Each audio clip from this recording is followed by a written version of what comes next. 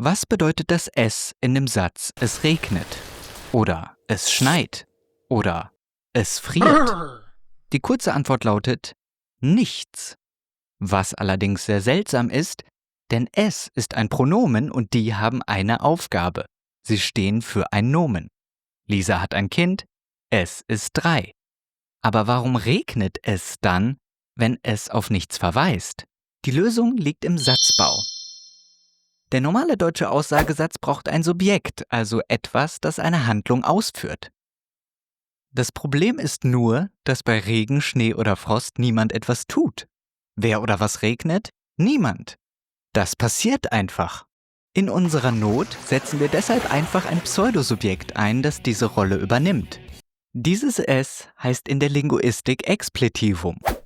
Fremdwörter. Das kommt vom lateinischen explere, was man mit ausfüllen übersetzen kann. Doch wer denkt, dass es nur Pseudosubjekte gibt, ist schief gewickelt. Der ganze Spaß funktioniert sogar mit dem Akkusativobjekt. So kann ich den Satz bilden: Lukas hat es eilig. Wen oder was hat Lukas eilig? Es. Aber auch hier dasselbe Spiel.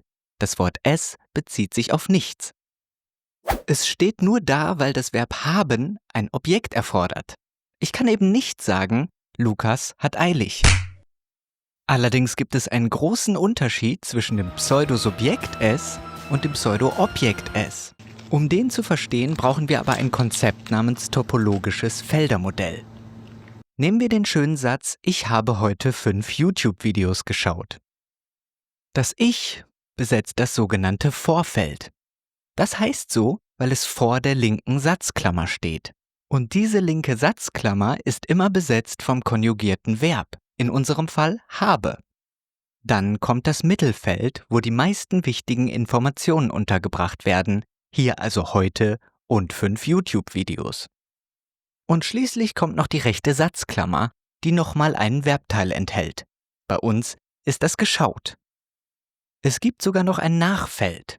Wenn ich ganz lustig bin, kann ich hier nochmal einen Nebensatz reintun, beispielsweise was sehr schön war.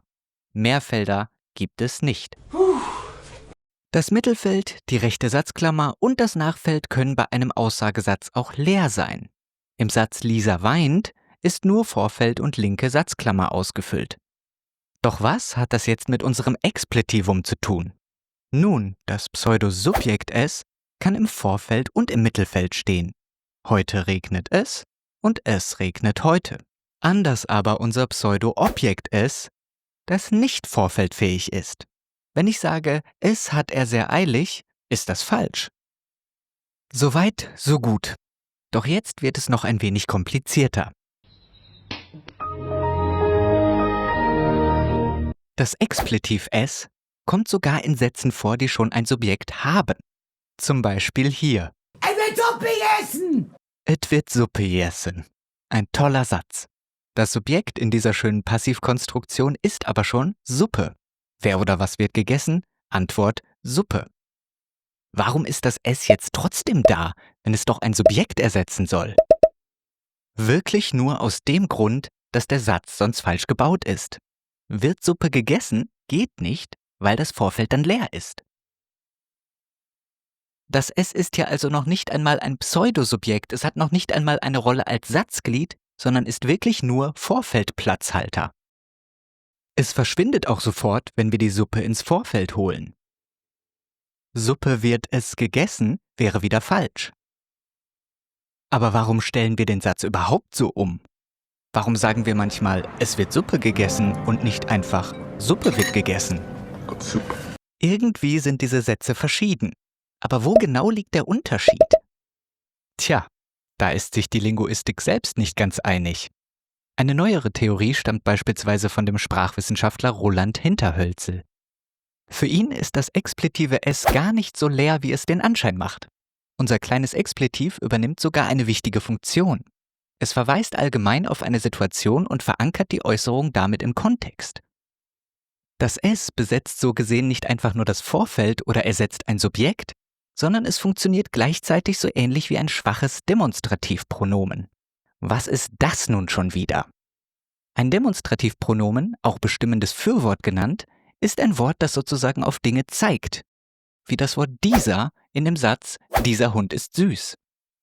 Der Satz es wird Suppe gegessen sagt also, dass es eine Situation gibt, in der Suppe gegessen wird. Der Satz Suppe wird gegessen hingegen sagt nur, dass es Suppe gibt, die gegessen wird. Ein kleiner, aber feiner Unterschied. Ob diese Theorie euren Beifall findet, das müsst ihr selber wissen. Oder ihr diskutiert es mal auf einer Party aus. Und? Würdest du auch sagen, dass das Expletiv S nicht nur aus syntaktischen Gründen benutzt wird, sondern eigentlich eine kommunikative Ankerfunktion ausübt und damit als schwaches Demonstrativpronomen interpretiert werden kann? Einen besseren Icebreaker gibt es doch gar nicht.